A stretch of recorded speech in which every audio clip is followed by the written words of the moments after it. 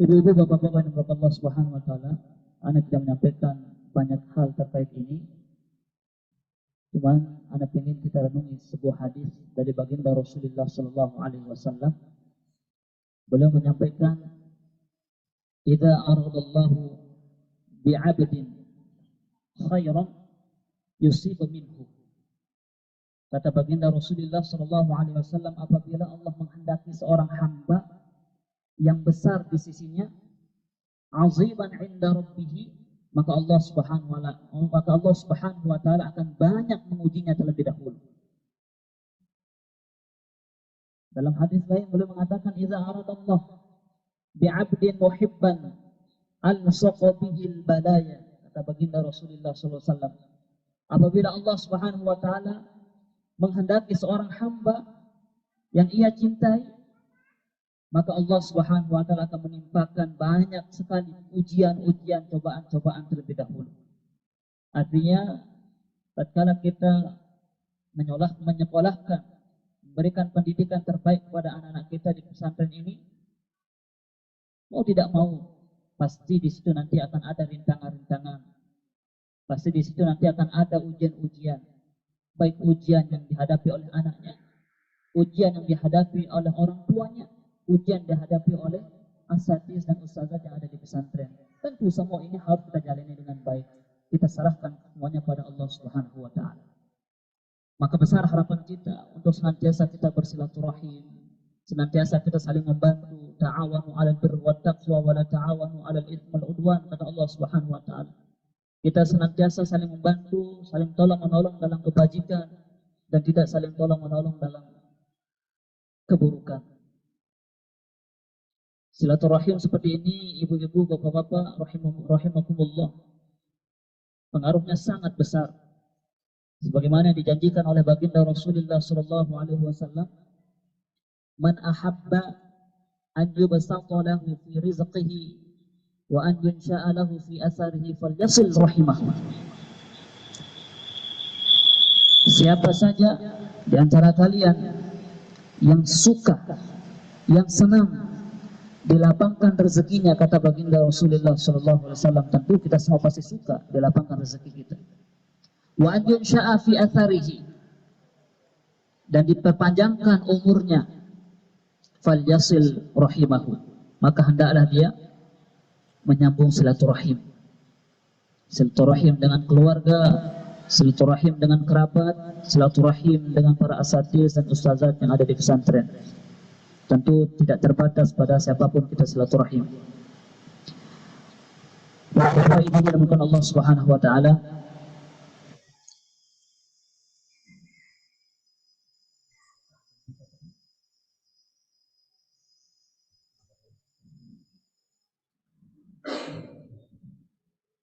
adik-adik kami di pesantren, mereka menjalankan rutinitas penuh dengan nilai-nilai ibadah. Apalagi sekarang ada program-program tambahan yang membantu untuk menguatkan hafalan mereka. Insya Allah nanti akan dipaparkan oleh bagian kesantrian dan saya sendiri bagian kesantriannya, Bu. Jadi adik-adik di situ kita tekankan juga nanti bahasa Arabnya di pesantren. Kemudian kita adakan kajian-kajian kitab kuningnya. Memang pesantren itu latar belakangnya harus ada kajian kitab kuningnya, supaya adik-adik tahu bahwasanya ini loh kita para sahabat terdahulu. Ini warisan-warisan kutubut turos, kitab kita para sahabat terdahulu, supaya bisa memahami nikmatnya orang yang bisa berbahasa Arab itu tidak sama dengan nikmatnya orang yang memahami sesuatu yang ada pada terjemahan. Makanya kita ajarkan ke adik-adik ini bahasa Arab di pesantren, supaya adik-adik bisa memahami pertama Al-Quran, yang kedua bisa memahami kitab-kitab yang dibawakan oleh para sahabat, oleh para tabi'in, tabi'in, yang dimana disebut dengan kitabut turas atau kutubut turas, para kitab-kitab ulama terdahulu. Semuanya tertulis dengan menggunakan bahasa Arab. Tentu kenikmatan tatkala ia pahami menggunakan bahasa Arab jauh lebih baik daripada pemahamannya yang ia baca dalam artinya. Karena ada beberapa yang terselip, yang tidak bisa tertulis menggunakan bahasa Indonesia, tatkala ditulis menggunakan bahasa Arab. Maka perlu di situ pemahaman adik-adik ini menggunakan bahasa Arab perlu kita kembangkan. Artinya adik-adik di pondok pesantren, bapak-bapak, ibu-ibu yang dimuliakan Allah Subhanahu wa taala, mereka menjalankan rutinitasnya penuh dengan nilai-nilai ibadah. Mulai dari bangun sholat tahajud, mulai dari bangun sholat subuh, kemudian dilanjutkan dengan tilawatul Quran, hifzul Quran, dilanjutkan dengan ada sekarang ilqaul mufradat, disampaikan 3 maksimal kosakata dalam bahasa Arab, kemudian dilanjutkan dengan muhadatsah, percakapan menggunakan bahasa Arab. Subhanallah. Ingin sekali bapak-bapak, ibu-ibu sekali tempo berkunjung di hari aktif ke pesantren supaya ibu-ibu bisa memperhatikan langsung kegiatan adik-adik ini. Insya Allah kita tidak rugi. Kita tidak akan rugi menempatkan anak-anak kita di pondok pesantren. Walaupun masih banyak kekurangan, tapi memiliki keunggulan-keunggulan. Kalau dari segi dunia bisa diperhatikan. Mohon maaf, Wakil Ketua MPR Bapak Nur Wahid, ya, beliau lulusan pesantren juga. Beliau lanjutkan S1, S2, S3 di Madinah. Wakil Presiden kita pesantren juga. Artinya bukan tidak untuk kemungkinan kita sekolahkan anak-anak kita di pesantren lalu kemudian dunia kita tidak dapatkan. Jangan khawatir. Selama kita masih mengejar akhirat, insya Allah dunia akan mengikuti. Seperti itu ibu-ibu, bapak-bapak yang dimuliakan Allah Subhanahu wa taala. Mudah-mudahan pada pertemuan kita kali ini, harapan kita dapat saling membantu satu sama lain dalam menumbuhkan perkembangan anak-anak kita di pesantren ini. Satu hadis saya sampaikan dari Rasulullah SAW, mudah-mudahan kita termasuk daripada golongan orang-orang ini yang kelak di hari kiamat, bahwasanya semua kita akan didekatkan oleh Allah Subhanahu wa taala dengan matahari sejengkal, tergantung kepada amalan kita. Maka besar harapan kita nanti kita dapat lindungan dari Allah Subhanahu wa taala. Sebagaimana sabda Rasulullah SAW, beliau mengatakan, sab'atun yuzilluhumullah fi yaumi la zilla illa zilluh. Ada 7 golongan yang dimana ada 7 golongan yang akan mendapatkan naungan di sisi Allah Subhanahu wa taala, yang dimana tidak ada naungan selain naungan Allah Subhanahu wa taala. Salah satu naungan yang akan mendapatkan, salah satu orang yang akan mendapatkan naungan Allah Subhanahu wa taala adalah wasyabun nasya'a fi ibadatihi. Orang yang tumbuh di atas ibadah pada Allah Subhanahu wa taala. Tentu anak-anak kita di pesantren, mereka adalah anak-anak yang tumbuh insyaallah di atas ibadah pada Allah Subhanahu wa taala. Semua pahala-pahalanya akan mengalir kepada kita sebagai orang tuanya selama kita ridho dan mendukung anak-anak kita di pesantren. Amin ya rabbal alamin. Mudah-mudahan pertemuan kali ini memberikan manfaat bagi kita semua, memberikan taufik, hidayah dan inayahnya oleh Allah Subhanahu wa taala. Aqulu qawli hadza wa astaghfirullah li wa lakum innahu huwal ghafurur rahim. Kurang lebihnya mohon maaf. Wabillahi taufiq wal hidayah. Wassalamu alaikum warahmatullahi taala wabarakatuh.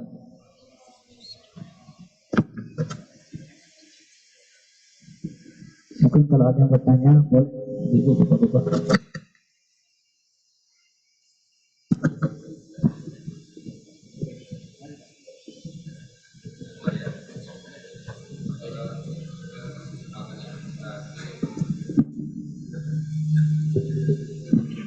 Sebelumnya, perkenalkan saya Yudi, wali santri dari Zu dan Zata, 2 orang anak saya di sini. menarik tadi Ustadz menceritakan bagaimana menantang atau memberikan kesempatan kepada wali murid, wali santri agar tahu bagaimana keseruan anak-anak di sini, menyaksikan mereka dengan kesibukan belajarnya, memberikan kesempatan kepada orang tua untuk bisa menyaksikan. Tentu itu ya bagi saya sebuah kesempatan juga, bagaimana kita melihat perkembangan anak dan bagaimana melihat mereka bisa menikmati aktivitas belajar. Nah itu yang saya tanyakan karena kan ada batasan pertemuan juga antara orang tua dengan murid. Maksudnya bisa tidak ini direalisasikan di luar jam kunjungan, kita wali murid bisa datang, bisa menyaksikan, mungkin bukan untuk bertemu anak-anak atau bertemu tapi tidak untuk dibawa keluar, mungkin itu nanti minta dijadwalkan kapan kalau memang kita bisa, ataukah bisa kapan saja orang tua mau ke sini melihat anak-anak belajar. Itu saya pengen sekali. Itu saja dari saya.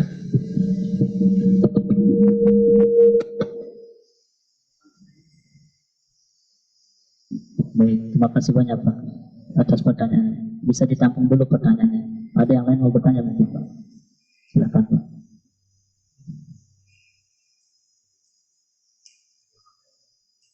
Dari ibu-ibu mungkin ada yang mau bertanya?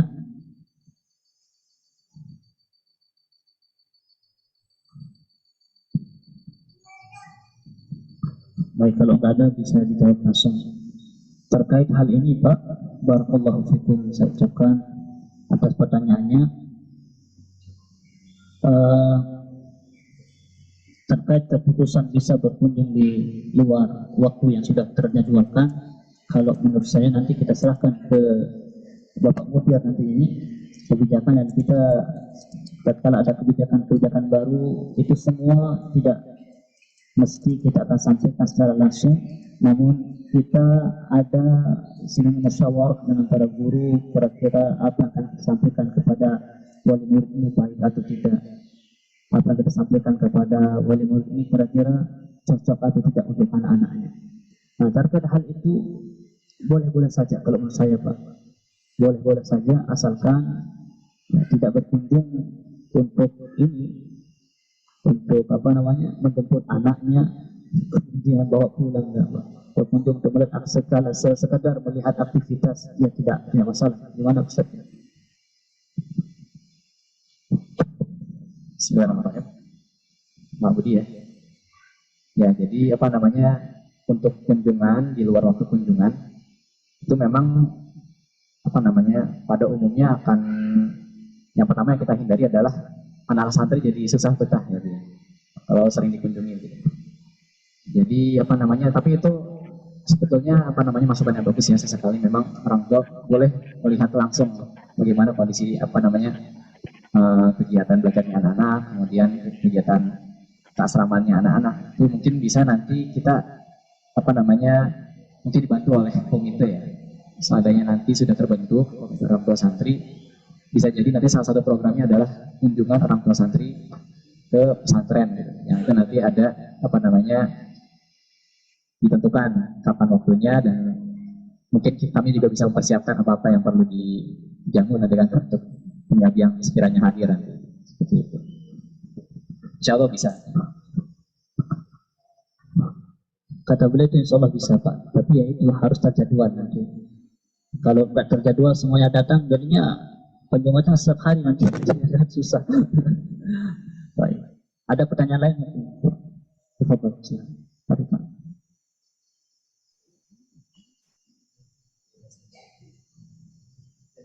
Semoga pertanyaannya terkait materi, bukan terkait. Harapannya pertanyaan terkait penjemuran pondok itu nanti ada sesinya di akhir soalnya Pak.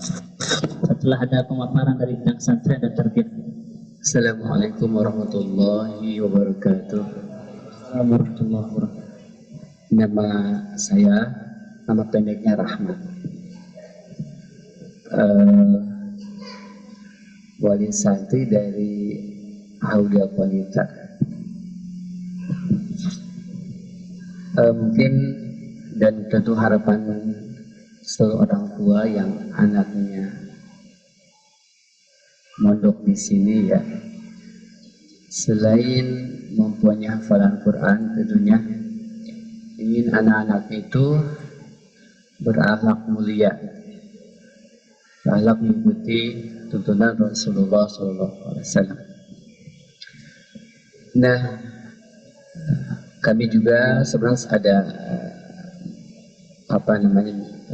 lembaga di rumah yang mencoba ingin bagaimana agar anak-anak itu terbiasa dengan adab-adab yang dicontohkan oleh baginda Rasulullah SAW. Nah, pertanyaan kami, di pondok ada nggak nih program khusus atau program yang biar anak itu terbiasa dengan kebiasaan-kebiasaan yang Rasulullah SAW kerjakan, mulai dari beliau tidurnya Rasulullah seperti apa, gitu, makannya, semuanya, gitu ya, sebegitu detail Rasulullah SAW, ataupun adab-adab kitab-kitab yang merujuk kepada bagaimana kebiasaan Rasulullah. Nah, pondok ada nggak sih program seperti itu, gitu, yang betul-betul ketika mereka keluar dari pondok itu anak-anak sudah terbiasa gitu, mereka dengan kebiasaan-kebiasaan yang begitu tertib, biasa mereka mengerjakan amal-amal yang atau kebiasaan yang Rasulullah kerjakan. Mungkin itu aja sih dari kami. Harapan tentu orang tua itu anaknya tidak hanya hafal Quran, tapi yang itu yang lebih berat bagi adalah bagaimana anak bicara anak yang Quran gitu. Itu aja, terima kasih atas pertanyaannya. Assalamualaikum warahmatullahi wabarakatuh. Waalaikumsalam warahmatullahi wabarakatuh. Terkait pertanyaan ini Pak, ini terkait pertanyaan yang menyangkut masalah aktivitas adik-adik di pondok. Jadi harapannya supaya pertanyaan tentang materinya tadi yang saya sampaikan sebenarnya. Mungkin saya bisa bantu jawab, mungkin bisa terus ini.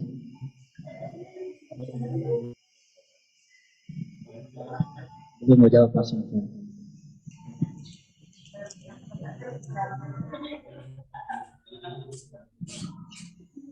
Terkait kebiasaan adik-adik ini atau anak-anak kami di pesantren Pak, mohon maaf sebesarnya, sebagaimana saya sampaikan tadi itu sebenarnya kalau kita lihat dari kebiasaan-kebiasaan, rutinitas adik-adik yang mereka jalani ini, ditambah dengan ada kajian-kajian, ada nasihat-nasihat tentang perilaku etika yang baik, alhamdulillah selama ini berjalan dengan baik.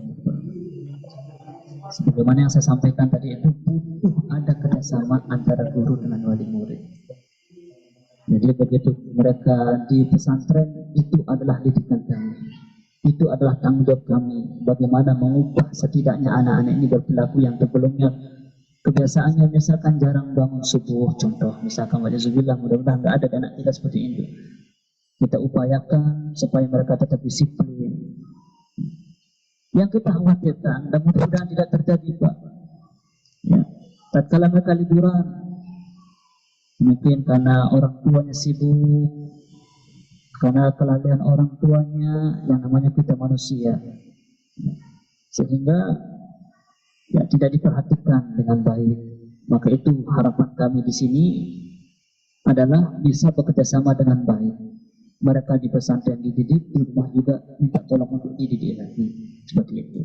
Karena bagaimanapun di pesantren mereka, didikan kita juga terbatas Pak. Didikan kita terbatas, mohon maaf jika ada si fulan misalkan nakalnya luar biasa, Masya Allah, sampai ustadznya sudah tidak tahu bagaimana sekarang menghadapi anak ini. Ditambah orang tuanya, aduh Pak Ustadz, ini gimana Pak Ustadz ini? Saya juga nggak tahu nih Pak Ustadz. Nah ini orang tuanya nggak tahu, belum diapakan anaknya gitu. Setidaknya ada ketegasan dari orang tuanya, seperti itu. Karena ya hubungan anak itu dengan asatidz ada batasnya. Hubungan orang tua dengan anaknya di situ sampai ke dalam bisa ditahu, karena mereka 24 jam bersama anak-anaknya. Terkait adab, alhamdulillah ada kajian tentang adab, ada juga halakoh tarbiyah tentang adab. Di halakoh tarbiyah mereka diajarkan tentang al-aqidah wal akhlaq, tentang adab-adab. Kemudian ada kajian tentang ta'limul muta'allim, tentang adab. Dan kalau kita lihat rutinitas adik-adik ini, Masya Allah, semuanya berada pada rel kedisiplinan mereka, insya Allah. Mulai dari bangun pagi sampai tidur lagi. Dan nanti akan dipaparkan oleh bagian kesantrian bagaimana aktivitas adik-adik, insya Allah, dari bangun pagi sampai bangun tidur, sampai dengan tidur lagi. Tapi tentu setelah itu adalah bentuk usaha kita, ikhtiar kita. Itu nanti kalau sudah kembali ke kampung halamannya masing-masing, ke rumahnya masing-masing, ya kita mohon doa dan dukungan dari orang tuanya supaya tetap diawasi kita. Seperti itu Pak. Mohon maaf sebelumnya Pak. Bisa dijawab lagi dengan Ustaz Fauzi. Baik. Menjadi masukan tadi dari Abi dari wanita ya, untuk menanamkan lebih pemahaman ya pada anak-anak terkait nilai Al-Quran dibanding menghafal gitu. Itu insya Allah itu sudah termasuk dalam visi kita di Gede Al-Quran ini, yaitu yang pertama menjadikan anaknya hafiz Al-Quran, kemudian paham terkait muatan-muatan Al-Quran, dan yang terakhir insya Allah mengamalkannya. Ada tambahan lagi yang keempat, yaitu mendakwakannya juga. Jadi itu memang masuk dalam PR kita bersama ya, Bu, ya, untuk bisa menanamkan hal itu. Untuk itu memang program kita sudah punya untuk kajian terkait adab. Mungkin yang perlu kita tingkatkan lagi yaitu mungkin kurikulum di dalam pembinaan wali asrama ya, terkait dasar-dasar dari setiap pembelajaran itu, pembinaan itu mungkin yang perlu lebih ditekankan lagi. Untuk itu mungkin ya kita perlu nanti ada masukan-masukan untuk para wali asrama dan juga ustaz-ustazah yang nantinya akan berinteraksi dengan santri agar punya bahan sebagai landasan-landasan yang nanti akan disampaikan kepada anak-anak. Insya Allah juga kita punya pembinaan untuk ustaz-ustazah juga. Setiap bulan ada sekali ya. Untuk pembinaannya bentuknya ada kajian tafsir dan juga ada kajian bahasa Arab juga seperti itu. Kemudian sedikit tambahan dari saya ya, bahwa pembinaan yang kami berikan kepada anak-anak ini sebetulnya sudah cukup banyak ya, dan memang beberapa anak-anak juga sempat mengeluh kepada kita ya Ustaz ya, berat juga Ustaz ya di pesantren gitu segala macam, karena memang memang kita menerapkan ada hal-hal pembaruan, evaluasi dari sebelumnya. Mungkin kami lihat ada sedikit yang sayang gitu dari pengaturan, akhirnya kita buat agak sedikit lebih ketat. Anak-anak ada yang mengeluh. Jadi di samping kita berikan pembinaan, kita bisa dibilang kita cekoki lah dengan sebuah pembinaan gitu. Kita juga harus memahami juga perasaan dari anak-anak ini gitu. Jadi kita harus mencari penyeimbangnya. Ketika kita berikan mereka muatan-muatan tambahan gitu kan, ilmu tambahan, kita juga harus cari juga bagaimana agar mereka itu merasa nyaman dengan masukan-masukan yang kita berikan itu. Jadi nanti akan kita bahas juga sebetulnya terkait program-program penunjang agar anak-anak juga bisa lebih mudah untuk menerimanya. Agak bisa dijadikan contoh juga ya. Memang ada penelitian bahwa anak-anak ini, anak manusia gitu, ketika memang diberikan perlakuan, yaitu yang pertama diberikan perlakuan yaitu sebenarnya di jalan-jalan ke pasar belanja gitu. Sama yang satunya diberikan pengalaman untuk jalan-jalan ke alam gitu. Ternyata seseorang yang diberikan jalan-jalan ke alam itu bisa memberikan fokus yang lebih tinggi kepada orang tersebut setelah beliau menjalankan kegiatan tersebut, kemudian langsung beraktivitas yang sama gitu. Jadi memang perlu ada selain penambahan ilmu muatan-muatan pembinaan, perlu juga ada kita memperhatikan perasaan mereka, kita berikan mereka keleluasan untuk merasa nyaman dengan dengan dirinya seperti itu. Jadi nanti akan dari segala aspek kita usahakan supaya anak-anak ini bisa nyaman dengan apa tercapai lah visi-visi dari Kiai Quran tadi gitu, untuk hafal dan juga paham dan mengamalkan tadi. Mungkin itu dari saya. Mungkin sedikit tambahan dari saya. Tadi yang saya tangkap dari Bapak Ustaz, ini kan materi kita tentang keharmonisan antara wali santri dan juga pihak pesantren. Dan apa namanya, insya Allah ketika saya mendengar banyak apa namanya curhatan-curhatan ya dari wali santri dan asatidz juga gitu. Banyak hal-hal yang sebenarnya membuat saya nggak kuat sebenarnya.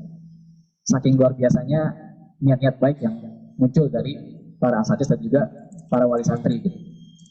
Luar biasa. Tapi di samping itu pun ada juga pasti kita bertemu dengan cobaan-cobaannya. Misalkan memang latar belakang yang berbeda-beda, akhirnya sikap-sikapnya kadang-kadang kita apa namanya mungkin nggak cocok gitu, sehingga muncul cekcok kan seperti itu. Jadi ternyata tadi yang saya sampaikan bahwa kita yang dicintai oleh Allah pasti akan diberikan ujian. Ya, setiap saat kita akan diberikan ujian, dan salah satu apa namanya tindak lanjutnya untuk kita bisa menghadapi ujian tersebut adalah kita juga meminta nikmat atau rezeki dari Allah dengan bersilaturahmi seperti itu. Yang mudah-mudahan bisa mengurangi gesekan-gesekan seperti itu kan ya. Kemudian yang ingin saya tanyakan Ustaz, ini mohon maaf atas apa namanya mungkin kurang ada pertanyaan saya seperti itu. Dalam menghadapi berbagai situasi ya, bagaimana sebetulnya supaya kita bisa apa namanya mencerminkan sifat Rasulullah. Saya nggak tahu apakah bisa ditiru gitu ya. Tapi kan memang beliau adalah sosok teladan kita gitu. Yang beliau ketika berbicara selalu santun, bisa nggak menyakiti hati orang lain gitu. Kira-kira ada nggak ya apa namanya cara supaya kita bisa mendekati itu setidaknya gitu. Mungkin ada referensi yang nanti pernah dapatkan. Syukur Ustaz. Ini aja nih. Masya Allah, boleh yang menjawab, boleh yang bertanya lagi. Baik Pak, saya tambahkan sedikit tadi terkait pertanyaan Bapak. Ini pengalaman saya di pondok dulu Pak. Saya mondok di Lombok Pak selama 6 tahun dulu. Di Lombok, pondok saya namanya Nurul Hakim selama 6 tahun Pak. Dan saya alhamdulillah tinggal di kampung Pak, di pedesaan. Alhamdulillahnya juga Pak, saya ya dengan pertolongan Allah yang membukakan jalan kepada adik-adik yang lain itu masuk pondok juga. Nah di sini perbedaannya tapi Pak, ya, yang saya maksud tadi di situ ya butuh juga peran orang tua di situ. Ada anak yang satu pondok dengan saya yang lebih dulu lulus di pondok ini. Anaknya Masya Allah, bukan Masya Allah lagi, Subhanallah, kelakuannya luar biasa, bukan kayak anak pondok. Tapi yang disalahkan siapa? Ini anak ini mondok di mana? Jadi kalau salah itu pondok disalahin. Padahal nggak lihat kalau saya itu lulusan pondok juga. Gitu. Apa namanya? Saya juga mohon maaf cerita sedikit, saya ditokohkan juga di masyarakat di situ. Saya bilang, Pak, saya ini kan lulusan pondok juga sama dengan dia, Pak. Artinya bukan pondok yang salah. Insya Allah pondok berikan yang terbaik kepada anak-anak ini dalam didikannya. Nah, sekarang yang kita butuhkan adalah bagaimana pengawasan orang tua di rumah. Jangan dilepas saja seperti itu Pak. Nah, itulah pengalaman saya. Saya juga tersinggung, saya juga di pondok sama-sama pondok sama mereka kok pondok yang disalahkan seperti itu. Nah, terkait apa yang disampaikan sama beliau tadi itu tentu sebagaimana kata Rasulullah Shallallahu Alaihi Wasallam, taraktu fikum amrayn dan tajillu in tamassaktum bihima, Alkitab wa Sunnah.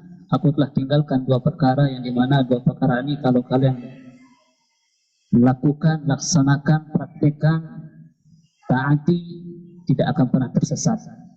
Alkitab wa Sunnah. Ikuti apa yang dikatakan atau apa yang diperintahkan di dalam Al-Quran dan ikuti apa yang diperintahkan oleh Sunnah baginda Rasulullah Shallallahu Alaihi Wasallam. Caranya Ustaz ya banyak-banyak belajar Ustaz. Seperti itu Ustaz. Bagaimana cara kita bersopan santun pada orang lain. Tentu kita tidak tahu tata caranya itu kalau kita tidak belajar. Bagaimana tata cara kita menuntut ilmu yang baik. Tentu kita tidak tahu kalau kita tidak belajar. Kemarin saya sampaikan di kajian ta'lim banyak orang yang belajar. Syekh Hazanuji mengatakan banyak orang yang belajar, namun setelah dia sampai dalam tahap pembelajaran mereka tidak mendapatkan apa-apa. Karena apa? Karena salah mereka yang jalan mereka yang salah. Tata cara belajar itu yang salah. Mereka tidak akan sampai kepada apa mereka inginkan kalau mereka tidak berjalan pada jalan yang seharusnya. Sebuah ungkapan mengatakan man salaka tariqan yaltamisu fi ilman, tarbin najata wa lam tasruk masalikaha inna safinata la tajri 'ala al-yabas. Ini ungkapan yang baik sekali. Anda mengharapkan suatu kesuksesan, wa lam tasruk masalikaha, namun kesuksesan yang Anda inginkan itu Anda tidak berjalan pada relnya. Inna safinata la tajri 'ala al-yabas. Ingat, perahu yang di lautan itu, kalau Anda menyeberang dari sini misalkan ke NTT, mau nyeberang pakai perahu nyampe kalau jalannya di lautan. Tapi kalau di jalannya di darat sekarang, sampai lebaran apapun tidak akan bisa nyampe, Pak. Itu artinya harus kita berada pada jalan yang baik. Caranya adalah kita banyak-banyak menuntut ilmu. Menuntut ilmu itu tidak dilihat dari usia, tidak dilihat dari jabatan atau apa. Semuanya wajib untuk menuntut ilmu. Bahkan saya pun, mohon maaf sebagai pemateri, misalkan sekarang ini tidak berarti bukan berarti saya tidak bisa tidak menuntut ilmu lagi, enggak. Wajib hukumnya saya akan tetap menuntut ilmu seperti itu. Jazakallahu khairan. Seterusnya. Pertanyaan lain? Ada yang lain?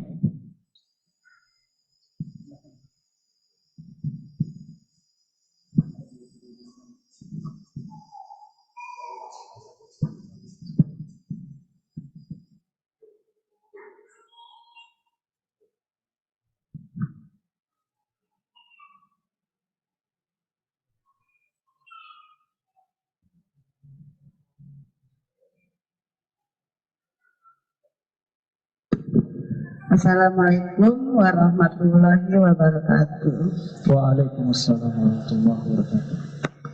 Ya, tadi saya mendengar Ustadz Hendri memang dari pondok pesantren.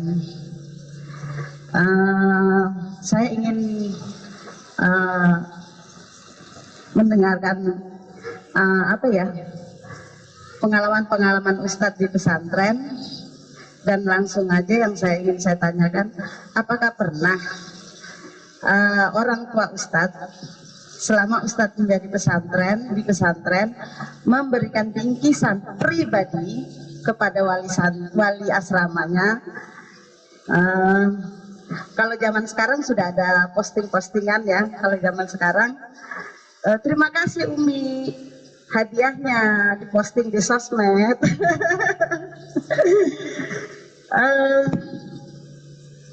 Ya sebenarnya itu mungkin niatnya amal untuk beramal atau untuk memberi kenang-kenangan lah ya. Tapi ya itu aja saya ingin menanyakan bagaimana menurut Ustadz, pandangan Ustadz atau menurut Ustadz kalau yang ya intinya apa yang saya tanyakan ini Ustadz tahu. Ya, terima kasih. Wassalamualaikum warahmatullahi wabarakatuh. Warahmatullahi wabarakatuh. Terima kasih Bu atas pertanyaannya. Apa yang Ibu tanyakan ini saya juga mau bertanya kembali Pak Ibu ya. Itu yang ditanyakan bingkisannya atau apa aja Bu itu? Maksudnya gini, untuk bingkisannya, jadi memberikan hal-hal kecil, dari hal-hal kecil sampai yang besar. Secara pribadi selama santri itu masih ada di pondok pesantren. Jadi kan itu menurut saya, yaitu kalau yang saya ingin tanyakan itu bagaimana menurut pendapat Ustadz jika ada selama menjadi santri, wali santri itu selalu bukan selalu ya, memberikan bingkisan-bingkisan kepada wali asrama gitu. Bagaimana menurut pendapat Ustadz? Gitu. Terima kasih banyak Bu atas pertanyaannya. Masya Allah ya. Bagaimana menurut Ustadz apabila ada wali murid memberikan bingkisan kepada wali asrama, begitu Bu ya kurang lebihnya. Ya ini adalah tentu hal yang baik ya. Ini adalah hal yang baik. Tentu memberikan hadiah secara bahasa agamanya, memberikan hadiah kepada seseorang pengajar, ini adalah hal yang baik, Bu. Ini bentuk dukungan, ya, bahwasanya ibu itu atau orang tua murid memberikan dukungan, memberikan apa istilahnya, ya, memberikan dukungan atas kerja daripada wali asramanya itu, supaya kerjanya baik seperti itu. Itu bukan daripada bagian yang tidak baik, akan tetapi ada dalam permasalahan agama memberikan hadiah kepada memberikan hadiah kepada dewan guru itu harus melalui izin atasannya. Izin atasannya itu disebutkan di dalam kitab Bidayatul Mujtahid, ya. Tidak boleh kita memberikan hadiah kepada orang tanpa harus ada izin daripada atasannya. Tapi insya Allah Ustaz Rozin sudah mengizinkan untuk semua wali asrama atau semua guru-guru untuk menerima hadiah daripada pemberian orang tua wali murid. Terkait pengalaman saya di pondok, Bu, sama dengan adik-adik kamu yang di pesantren sini. Cuman lebihnya di sini difokuskan dalam Al-Qur'annya, kemudian programnya cuma 3 tahun, kalau di situ wajib mondok 6 tahun. Dan di situ tidak difokuskan ke dalam Al-Qur'annya. Kita cuma wajib menghafal 1 semester, cuma 1 juz, Bu. 1 semester cuma 1 juz, sehingga dari kelas 1 sanawiyah sampai dengan kelas 6 aliyah cuma 6 juz yang kita dapatkan, Bu. Ditambah dengan mungkin ada halaqah-halaqah lain, ya. Seperti itu, Bu. Mungkin adalah satu bagaimana, Bu? Ada yang ditanyakan kembali? Ya, saya sebenarnya saya kurang puas dengan jawaban Ustadz. Oh, iya. Untuk ini istilahnya gini ya Ustadz, untuk cemburu sosial gitu kan. Seorang wali santri mendapatkan wali asrama, maaf, seorang wali asrama mendapatkan bingkisan dari wali santri A. Untuk kedekatan, untuk istilahnya kedekatan anak, oh iya ini namanya, mohon maaf, ini GG ini kan lingkupnya bukan saya mengecilkan atau itu kan kita kecil ya, sedikit santri dan istilahnya sangat kekeluargaan lah, karena memang jumlah santrinya gitu kan. Jadi dari wali asrama yang ulang tahun, si A memberi sedangkan yang si B tidak, si C tidak, si D memberi, itu istilahnya ada gimana gitu loh Ustadz, maksud saya gitu loh. Itu alangkah lebih baiknya memberinya kalau terus terang aja, jujur langsung aja, jangan secara pribadi langsung. Kalau mau beri bingkisan ya salurkanlah lewat ke kantor, ke Gigi, jangan memberikan secara pribadi untuk supaya jadi jangan ada gimana ya, oh ini kan kemarin ada lebihnya, ada ini ya, ada itu ya, jadi ke santrinya pun gimana gitu loh Ustaz. Baik, Bu, bisa dipahami sekarang pertanyaan, Bu. Terkait pertanyaan Ibu ini, kalau kita berbicara terkait Ibu, yang saya pelajari di kitab-kitab Ibu, pertama, penyaluran hadiah ini tatkala kita berada dalam suatu lembaga harus melalui prosedur atasan, pertama, Bu. Kemudian kedua, kalau dia mau menyalurkan secara pribadi, tadi saya sampaikan insya Allah atasan kita ini Ustaz Rozin sudah mengizinkan untuk menerima bingkisan. Kemudian yang kedua, jika mengizinkan, boleh-boleh saja Bu memberikan bingkisan secara pribadi, dengan catatan jangan sampai yang diberikan bingkisan lalu kemudian itu yang orang memberikan bingkisan yang dilebihkan perhatiannya, nggak boleh, Bu. Seperti itu. Ya, jadi kalau ada misalkan contoh si fulan sekarang ini wali asramanya sedang ulang tahun, ada namanya misalkan si fulan memberikan hadiah kepada wali asramanya, oh, Masya Allah, terima kasih banyak nak, sudah berikan hadiah, insya Allah nanti siap sama saya aja nanti ya, enggak ya, semuanya sama, apapun yang diberikan selama berada di asrama insya Allah kita akan melakukan sama, Bu. Ya, tidak ada yang diperlakukan lebih karena ini diberikan hadiah dan sebagainya, insya Allah, Bu. Seperti itu, Bu, kurang lebih yang bisa saya tangkap, Bu. Terima kasih banyak Bu. Intinya tidak ada yang dilebih-lebihkan Bu, walaupun dia memberikan hadiah kepada wali asramanya. Kalau ada wali asrama seperti itu, insya Allah kita akan tindak Bu. Ya, semuanya harus diratakan Bu. Apa namanya? Pembinaannya, pengasuhnya, jangan gara-gara hadiah yang satu tadi itu lalu anaknya dikhususkan dah. Seperti itu kurang lebih. Ya, terima kasih Ustadz. Memang sebaiknya dan seharusnya memang begitu. Gitu. Ya cukup. Makasih. Assalamualaikum warahmatullahi wabarakatuh. Waalaikumsalam warahmatullahi wabarakatuh.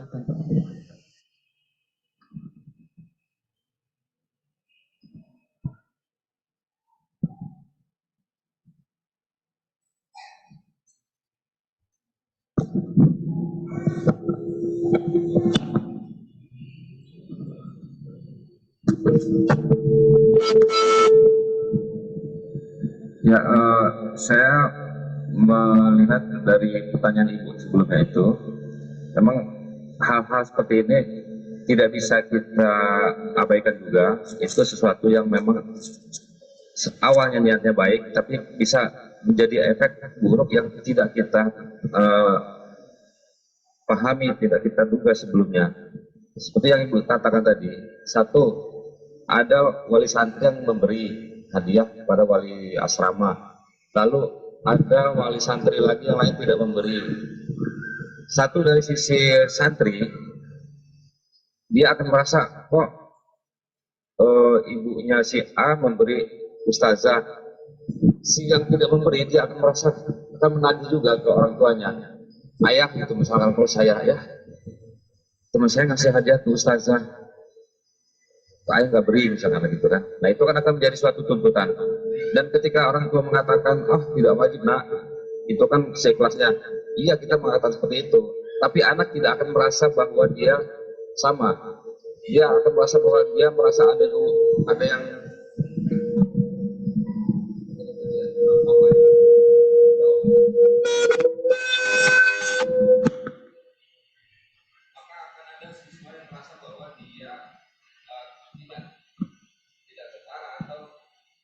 tidak sama dengan siswa lainnya yang memberi hadiah, dan dia akan merasa minder. Nah itu satu dari sisi siswanya, dan itu tadi akan menjadi suatu keharusan atau suatu perbedaan perasaan di siswa. Itu harus kita perhatikan. Maka bagi saya, satu, dari sisi karena dari sini memang membolehkan dan itu sifatnya pribadi dan untuk kedekatan juga, dan rasa terima kasih orang tua kepada santri, kepada pesantren, terutama kepada wali asrama. Pastikan ada kedekatan perasaan orang tua karena anaknya di sini dibimbing dan segala rupa. Pasti dia juga merasa sayang kepada wali asrama, akan memberikan hadiah. Yang paling penting bagi saya, satu, orang tua sendiri masalahnya. Coba ibu jangan ngobrol dulu dong kalau mau dijawab. Jadi orang tua yang pertama kali penimbul masalah adalah orang tua. Karena orang tuanya sendiri yang pengen hadiahnya diekspos. Orang tua saya sendiri yang pengen anaknya mau ceritakan kepada teman-temannya bahwa ibu saya ngasih. Nah, jadi tidak masalah ibu-ibu mau ngasih hadiah ke ustazah ataupun ke wali asrama. Tapi kalau memang ibu-ibu sendiri yang akan menjadikan masalah, ibu-ibu lah, bapak-bapak lah yang jangan membuat masalah dengan pengen mengekspos, pengen mempublikasi pemberiannya. Jadi satu, kalau ada yang memberi dan ada yang tidak memberi, tidak menimbulkan memang menciptakan satu kesenjangan. Kesenjangan itu sendiri sebenarnya menciptakan adalah orang tua. Jadi kalau ini masalah, jangan sampai orang yang tidak memberi harus dituntut untuk memberi juga. Nah, itu satu. Kalau misalkan wali siswa ada yang memberi, jangan sampai juga si muridnya ini, si santri atau santriwati tahu ini yang diberi ibu lo, itu yang dipakai ustazah itu ibu pengasih. Nah gitu, itu jangan sampai. Intinya kan ibu-ibunya juga, bapak-bapaknya juga yang harus memang niatnya ikhlas, bukan hanya untuk disebut dengan status sosial yang tinggi atau dengan status dermawan yang tinggi. Itu intinya dari orang tua. Itu satu. Dari orang dari pihak santri, dari pihak pesantren, seperti saya katakan tadi, jangan pula ada pembedaan perlakuan karena wali santri si anu ngasih saya, lalu ke si santri lebih sayang, lebih kata Ustaz tadi lebih khususkan. Itu harus juga menjaga akhlak dari pesantrennya, karena kan memang hak kita orang tua dan hak juga para ustaz untuk menerima dan memberi hadiah. Jangan sampai hak itu yang sudah diberi kebebasan oleh Ustaz Rojin dan oleh Diki malah menjadi efek berkelanjutannya menjadi buruk. Itu jadi satu yang saya bilang tadi, masing-masing pihak menjaga kerahasiaan dan kepribadian pemberian itu, bukan membatasi dan bukan menghalangi pemberiannya. Yang paling utama, kalau orang tua memang kebanyakan memang banyak pansos mungkin ya, istilahnya pengen buktiin, pengen disebut anu dan ini di sosmed, pengen ekspos. Yang paling penting saringannya di pesantren, jangan sama ustadz dan ustadzanya ke bawah. Seperti saya katakan tadi, ketika mereka tidak, para wali, ibu-ibu tuh termain ribut di belakang itu pengen diekspos, jangan sampai ustadzah dan ustadznya juga penegaskan ikut mengekspos juga. Jadi jangan kalau bisa anak-anak itu yang ada yang tahu apa yang diberikan kepada ustadz itu jangan tahu dari walinya siapa, dan bahkan jangan tahu bahwa itu dari pemberian dari wali santri. Itu yang utama. Bukan saya bicara seperti ini nggak mau ngasih, saya juga udah pengen ngasih, saya juga. Bukan itu tadi. Saya juga akan menjaga. Jangan sampai juga saya lihat saya hanya karena saya melihat anak saya yang ustadz, lalu saya pengen memberikan supaya anak sebagai tanda terima kasih, yang saya saling tafsirkan supaya anak saya lebih diperhatikan, padahal saya hanya tanda terima kasih. Itu tadi. Mungkin itu saja dari saya, Ustaz. Tadi ada satu lagi tapi saya lupa. Udah itu dulu.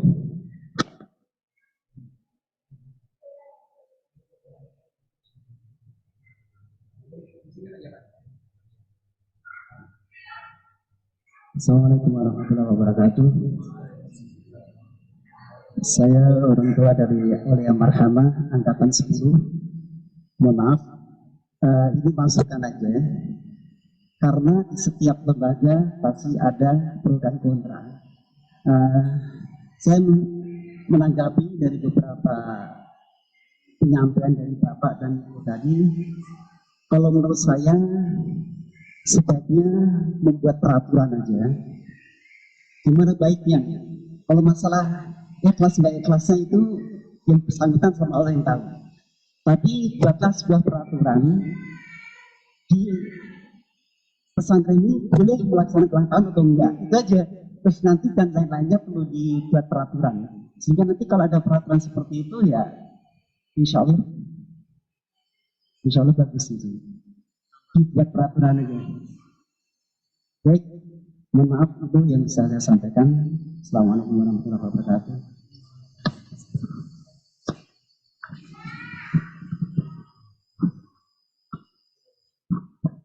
Barakallahu fikum, Pak. Jazakallahu khairul jazaa. Saya aturkan kepada pertanyaan Bapak.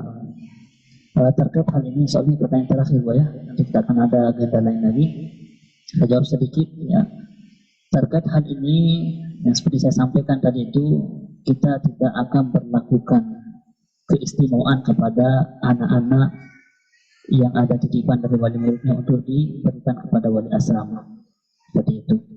Dan jika terjadi, mohon maaf, ini adalah sudah keluar dari agama. Baginda Rasulullah SAW menyampaikan, la'anallahu ar-rashi wal murtashi. Allah akan melaknat orang yang roshi wal murtasi, yang memberikan suatu apa istilahnya uang. Ini masuk ke dalam suap ya. Kok Ustaz bisa masuk dalam suap berikan hadiah? Ini tergantung orang nanti bagaimana dia akan menerimanya. Kalau dia menerima kemudian dia akan paparkan, wah masya Allah diberikan saya ini hadiah, berarti anaknya nanti harus istimewa di pondok. Nah ini roshi wal murtasi juga akan memberikan seperti itu ya. Kalau memang niatnya seperti itu supaya anak saya supaya diperhatikan lebih, enggak ya. Kalau memang niatnya udah memberikan hanya sekedar berikan hadiah atau memberikan sekedar bentuk dukungan tanpa ada ingin lebih dari itu, maka ini tidak apa-apa. hati-hati, jangan sampai kita justru niatnya baik, lalu kemudian kita cantol sedikit dengan niat yang tidak baik supaya anak saya lebih diperhatikan, ya. Ingat kata baginda Rasulullah SAW, la'anallahu rashi wal murtashi. Maka Allah akan melaknat orang yang memberikan suapan atau orang yang menerima ataupun yang memberi, seperti itu. Jadi sekali lagi tidak ada keistimewaan bagi yang anak-anak yang misalkan orang tuanya, orang berwalinya memberikan hadiah ataupun orang yang tidak memberikan hadiah. Sama juga sudah saya dulu di pondok, Bu. Yang saya lanjutkan sedikit, Bu. Saya juga ustaz saya dulu saya bawakan, kebetulan saya kan di pinggir pantai, Bu. Saya bawakan ikan, saya bawakan udang. Ya, dulu. Tapi semuanya kita dilakukan dengan sama. Kalau melanggar tetap kita dihukum. Ya, kalau kita melanggar tidak ada keistimewaan seperti itu. Nah, inilah kurang lebihnya, Bu. Mohon maaf. Mudah-mudahan semuanya bisa dimengerti dengan baik. Jazakumullah khairan jaza atas perhatiannya. Assalamualaikum warahmatullahi wabarakatuh.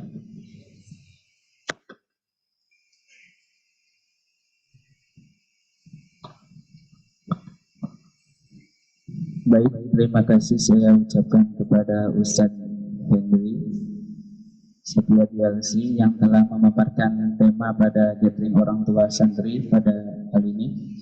Semoga pada tema pembahasan kali ini akan lebih membangun keharmonisan lagi antara wali santri dan pengelola pesantren, sehingga anak-anak santri kita yang di pesantren ini terwujud keinginan dan cita-citanya sehingga menjadi anak yang soleh dan solehah. Amin ya rabbal alamin.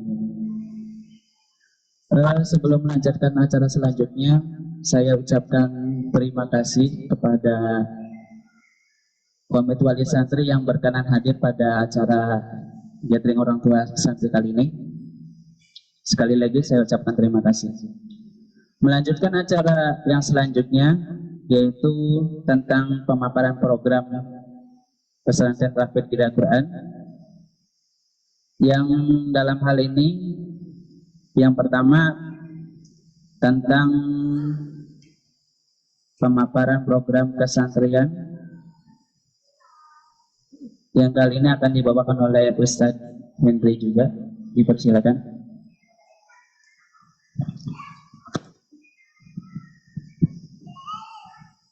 Bismillahirrahmanirrahim. Assalamualaikum warahmatullahi wabarakatuh. Alhamdulillahirabbil alamin wassalatu wassalamu ala asyrafil anbiya'i wal mursalin nabiyina Muhammadin wa ala alihi wa sahbihi ajmain, amma ba'd. Sebelumnya Bapak-bapak, Ibu-ibu, izinkan saya berdiri di sini, Bu.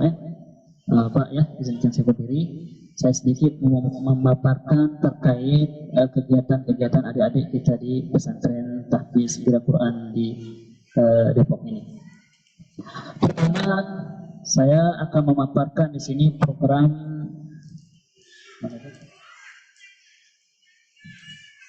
terkait bagaimana sistem pengawasan dan penanganan santri saat ini.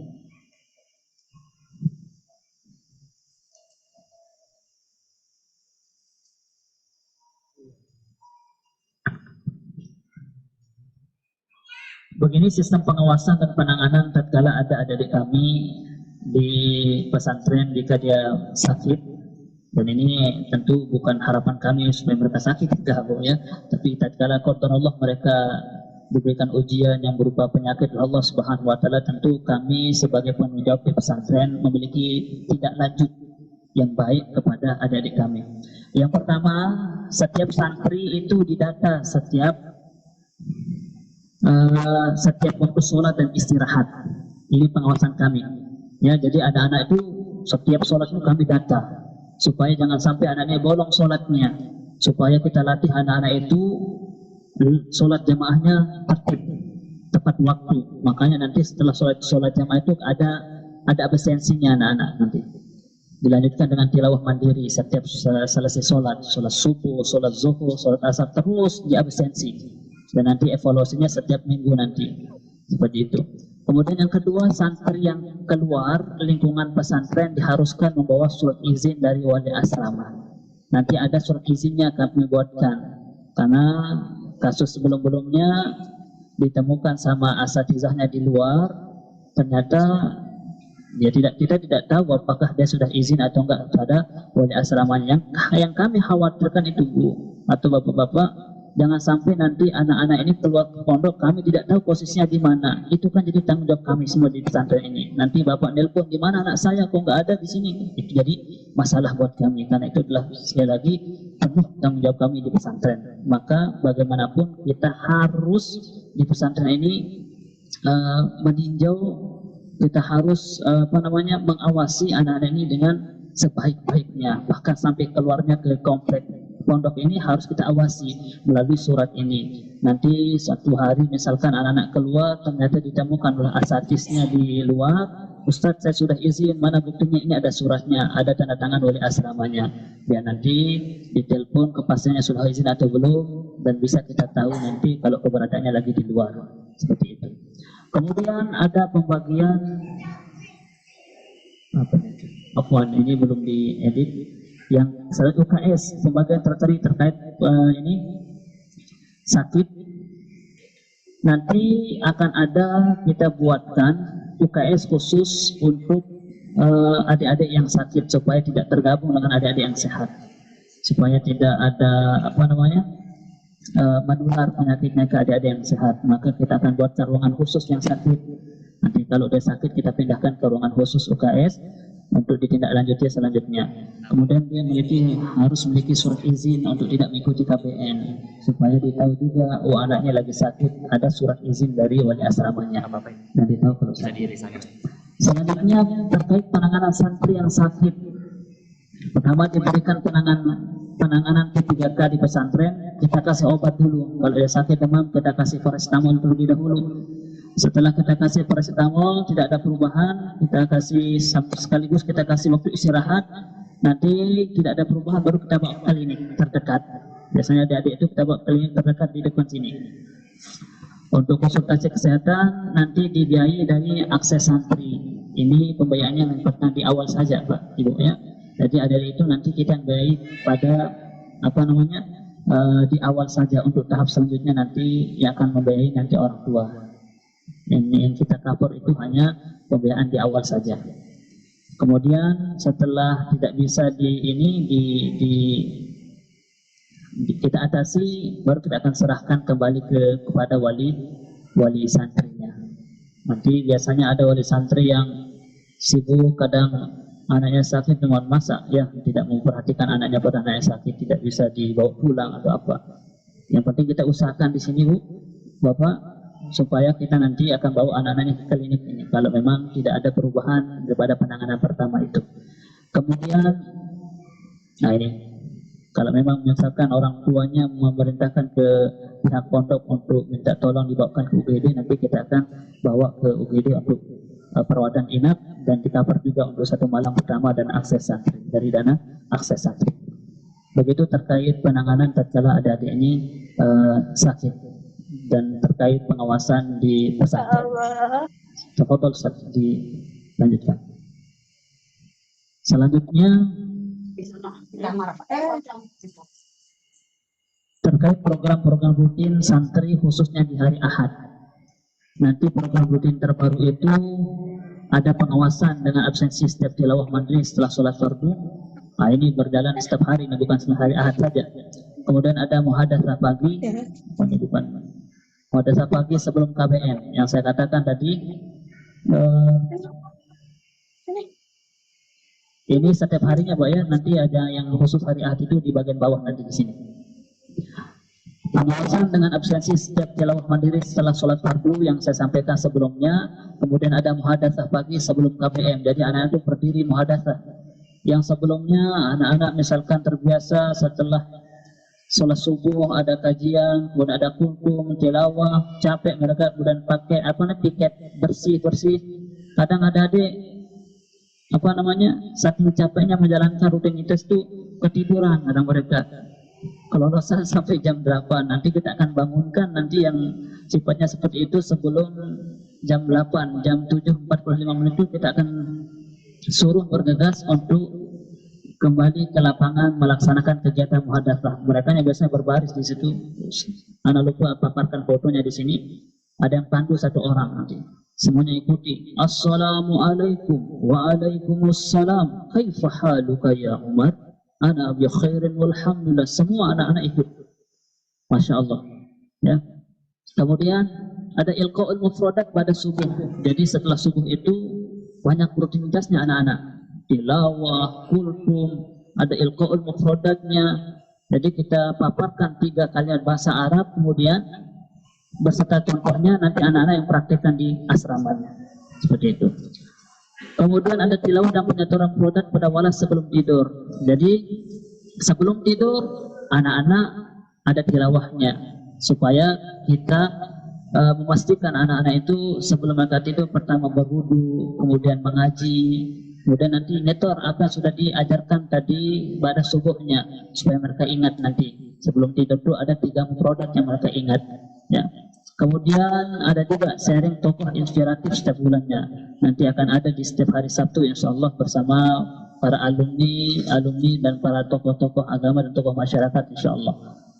Kemudian ada kajian subuh ta'limul muta'allim. Nah ini yang terbaru, kita adakan kajian ta'limul muta'allim terkait etika dan adab pada para penuntut ilmu. Kemudian kegiatan hari Ahadnya, yang di sini ikhwan ada futsal, kemudian ada karate, jogging dan renang insyaallah. Kemudian akhwat juga ada jogging, masak, senam, panahan dan renang. Terkait teknisnya nanti akan dibicarakan sama Ustadz Rauzin langsung nanti insyaallah. Selanjutnya penjengukan dan perpulangan. Terkait penjengukan dan perpulangan, penjengukan setiap bulan dulu. Jadi setiap penjengukan setiap bulan itu waktu penjengukannya dari jam 8 sampai jam 8 malam. Jam 8 pagi sampai jam 8 malam. Di hari Ahad. Ikhwan itu kita sudah tentukan penjengukannya di pekan pertama. Kemudian yang akhwat di pekan ketiga dan ini berlaku di bulan Septembernya. Sekarang di bulan Agustus, ikhwan di pekan kedua dan akhwat di pekan ketiga. Di bulan Agustus ini. Kemudian nanti itu berlaku selanjutnya di September dan seterusnya, ikhwan di pekan pertama dan akhwat di pekan yang ketiga. Dan insya Allah nanti akan kita himbaukan kembali ke grup terkait penjemputan ini supaya Umi Abi tidak lupa. Kemudian perpulangan setiap 3 bulannya. Waktu penjemputannya mulai di jam 3 di hari Sabtu dan waktu pengembaliannya nanti sebelum jam 8 di hari Ahad. Jadi adik-adik boleh pulang nginap di rumahnya. Kalau ini di atasnya itu tidak boleh nginap. Cuman boleh pulang, cuman nggak boleh nginap, harus dibalikkan lagi pada malam harinya jam 8. Kalau penjemputan setiap 3 bulannya baru boleh nginap. Yang dimana ketentuan waktunya itu jam 3 sore harus dijemput di hari Sabtunya, kemudian dikembalikan lagi di hari Ahad jam 8 malam. Sama juga waktunya ikhwan pekan pertama dan akhwat di pekan ketiga. Nah, di sini ada catatan penjemputan santri. Pertama harus konfirmasi dulu waktu dan perwakilan keluarga yang menjemput. Kalau ada misalkan ibu-ibu misalkan sibuk di rumah, konfirmasi kalau Ustadz saya nggak bisa jemput anak-anak, ada pamannya, ada kakaknya, ada bibinya yang akan jemput. Nah, supaya kita tahu yang jemput siapa, jangan sampai dijemput orang lain. Seperti itu. Kemudian apabila santri diminta orang tua untuk pulang sendiri, maka hal itu masuk ranah tanggung jawab wali santri. Ya, jadi mohon maaf sebelumnya, mohon kerjasamanya tatkala ada anak mau pulang, minta tolong supaya yang menjemput orang tua wali yang bersangkutan atau setidaknya memberikan pertanggungjawaban penuh kepada siapa yang akan diwakilkan nanti. Ya, karena banyak kejadian waliyazulillah dan itu tidak harap yang tidak kita inginkan sebenarnya. Ya, ada kadang anak-anak pulang dia tidak konfirmasi kepada orang tuanya, ternyata pulangnya ke rumah temannya. Orang tuanya nyari di rumah, kita juga nyari di pondok, kemana ini anak? Seperti itu, supaya ada konfirmasi antara kita masuk pondok dengan orang tua. Seperti itu, Pak. Apabila santri diminta orang tua untuk pulang sendiri, maka hal itu sudah masuk ranah tanggung jawab wali santri. Orang tua harus memastikan kondisi dan keamanan anaknya hingga sampai ke rumah. Lanjutkan saudara. Peraturan umum terkait peraturan umum di pesantren. Pertama, larangan menggunakan pakaian yang tidak pantas. Yang kedua, meletakkan barang-barang yang tidak pada tempatnya. Nanti bentuk tindak lanjutannya berupa penyitaan. Jadi kalau ada adik-adik nanti yang komplain ke Umi Abi, Umi ternyata pakaian saya hilang atau piring saya hilang, bisa jadi nanti ini solusinya karena dia disita, ya, karena dia ditaruh di sembarang tempat. Dan untuk sekarang ini yang sering terjadi itu di kitabnya, di bukunya sekarang ini anak-anak setelah belajar mereka taruh di mana-mana kitabnya. Setelah belajar, maka nanti akan disita kitab-kitabnya nanti, terutama pakaian-pakaiannya juga ada. Kemudian teknis laundry santri, kita punya 3 opsi terkait anak-anak mau mencuci di pesantren ini. Pertama, mau cuci sendiri. Kalau cuci sendiri kapanpun dan berapapun yang mau dicucinya. Kemudian opsi yang kedua, dicucikan dan jemur sendiri. Di sini kita batasi 2,5 kilo per penyetoran. Ini 2 kali 1 pekan, dikenakan biaya 15.000 per pekannya, per bulannya, per bulannya 15.000. Jadi anak-anak itu menyetorkan hanya 2 kali pakaian kotornya dalam 1 pekan. Dalam 1 pekan berarti maksimal 5 kilo yang akan disetorkan pakaian kotornya anak-anak. Opsi yang ketiga, jika tidak bisa dengan yang kedua atau tidak mau yang kedua, yang ketiga di laundry total. Ya, di laundry total 2,5 kilo per penyetorannya sama seperti sebelumnya. Ini dikenakan biaya 100.000 per bulan. Di laundry total artinya mereka disetrikakan, dijemurkan, disetrikakan. Itu 100.000 per bulan. Kita lanjutkan untuk pelanggaran yang besar atau pelanggaran berat santri maupun santriwati. Pertama, pacaran. Pacaran ini kita akan kenakan SP2, surat perjanjian yang kedua. Apabila melanggar lagi, mohon maaf, kita akan kembalikan kepada orang tuanya. Itu. Kemudian ada bentuk pelanggaran rokok, narkoba, minuman keras dan lain-lain, sama juga SP2. Kemudian HP juga SP2. Nah, ini terkait HP sering terjadi. Wali murid atau wali santri memberikan HP ke anak-anaknya.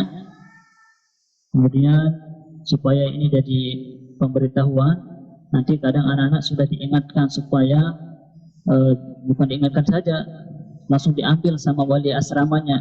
Cuman kadang anak-anak ini entah di mana mungkin disembunyiin HP-nya supaya bisa digunakan di luar aktivitas, di saat aktivitas maupun di luar aktivitas. Nah, ini nanti ada sanksinya nanti. Ini kita kasih SP2 nanti. Setelah ditemukan HP di luar yang sudah ditentukan aturannya. Kemudian pelanggaran berat selanjutnya ada LGBT. Nanti penanganannya adalah nanti kita analisis dari psikolog. Di Gereja Quran ini memiliki psikolog, nanti dianalisis dari psikolognya langsung dan kita kasih SP2. Apabila dinyatakan benar LGBT, kita kasih SP2 dan diberikan kesempatan untuk berobat di luar sampai ada surat rekomendasi dari psikolog kembali. Itu terkait peraturan umum dan pelanggaran-pelanggaran berat yang ada di pesantren Tahfiz Gereja Quran. Tafadhol Ustaz.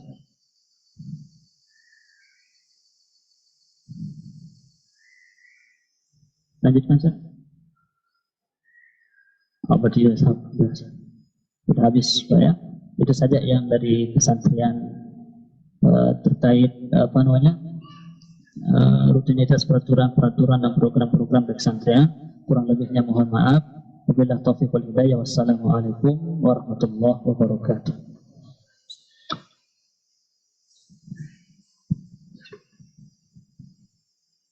Melanjuti pemaparan program selanjutnya, kali ini dari Kepala Bidang Tarbiyah yang akan dibawakan oleh Ustaz Fauzi. Padanya dipersilakan.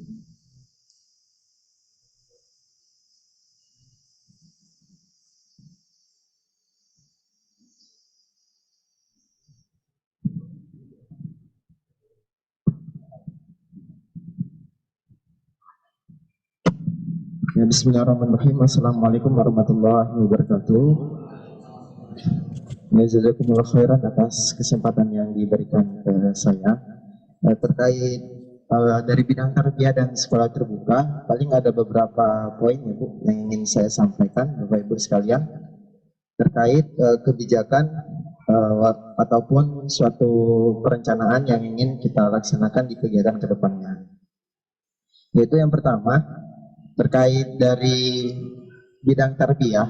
Nah, biasanya anak-anak ini ada kegiatan kafaah yang sebelumnya kita adakan 1 semester sekali harusnya.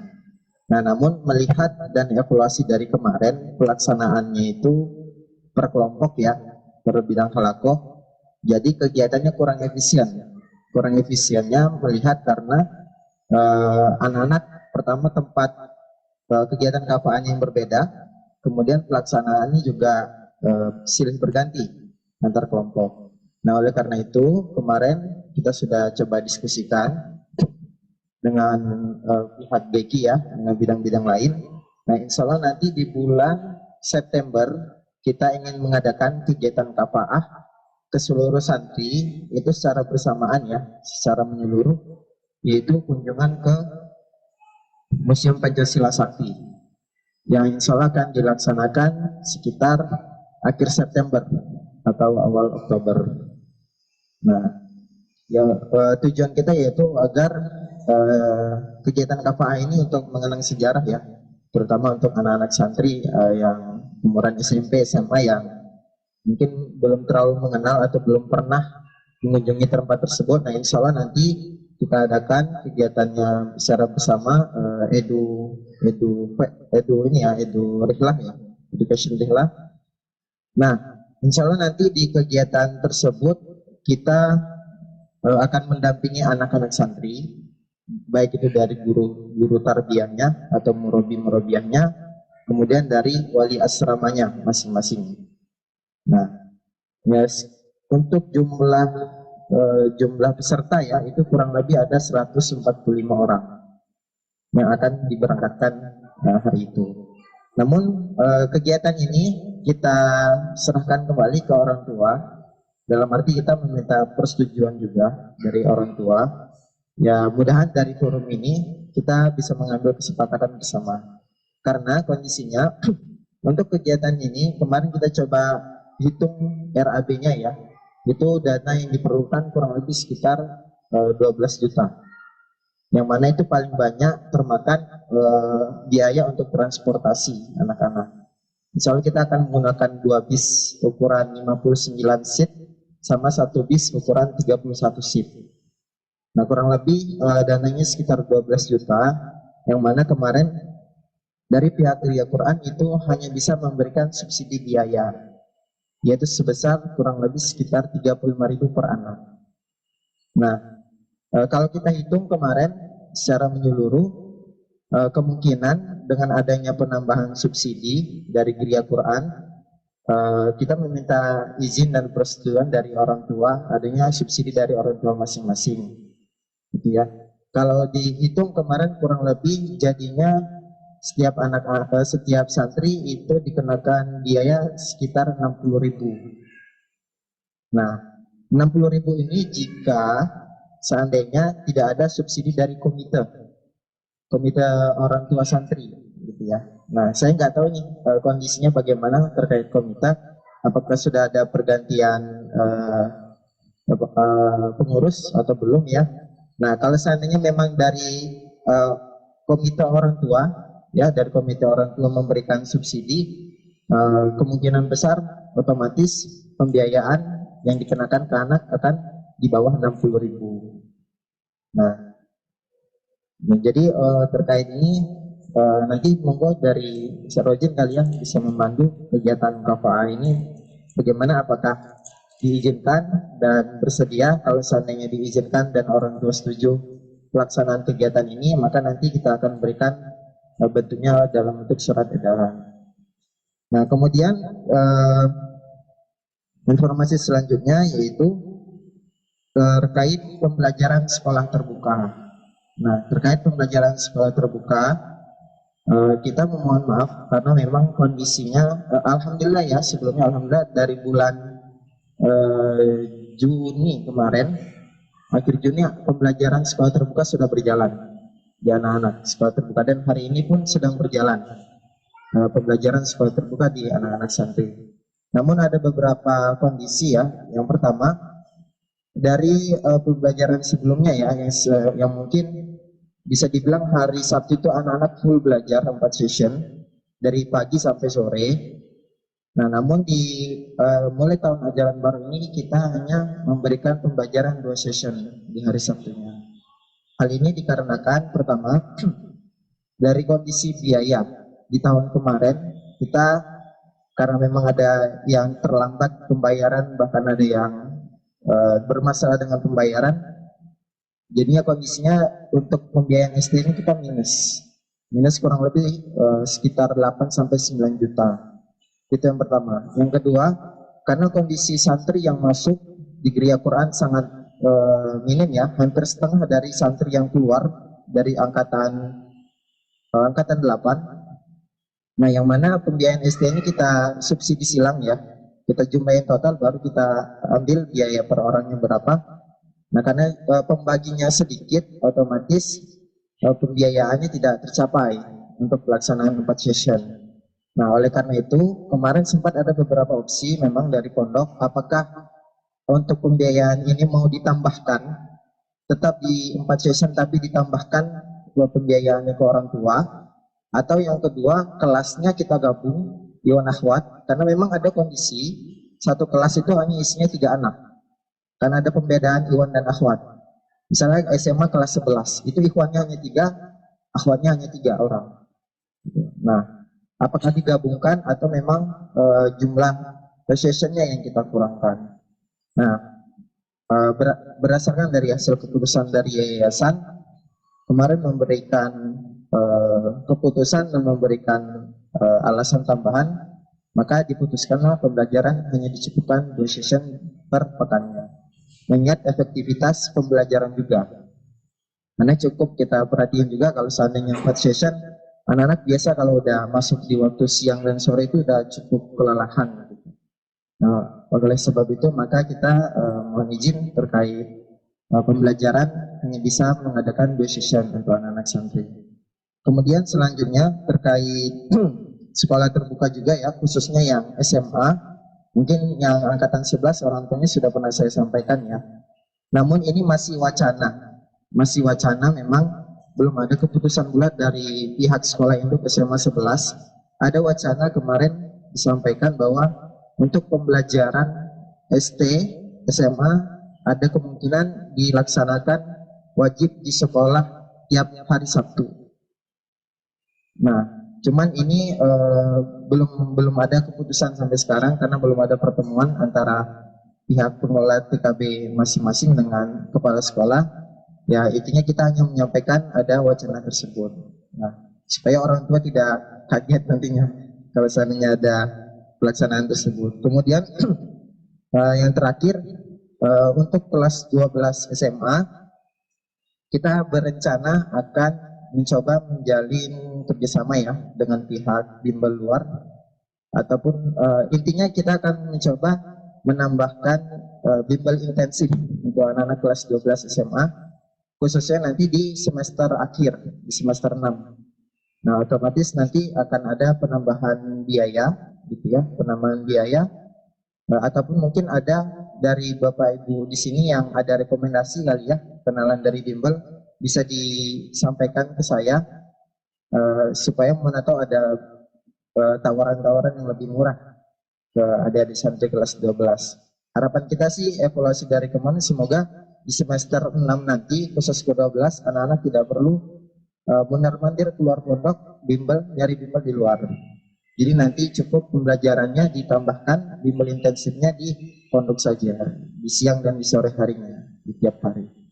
Ya, mungkin itu saja dari saya. Assalamualaikum warahmatullahi wabarakatuh.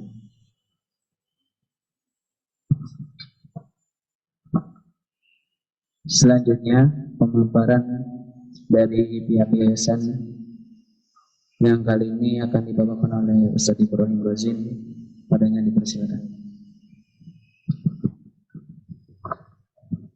Bismillahirrahmanirrahim. Assalamualaikum warahmatullahi wabarakatuh. Ya, sedikit paparan dari saya terkait kondisi yayasan saat ini.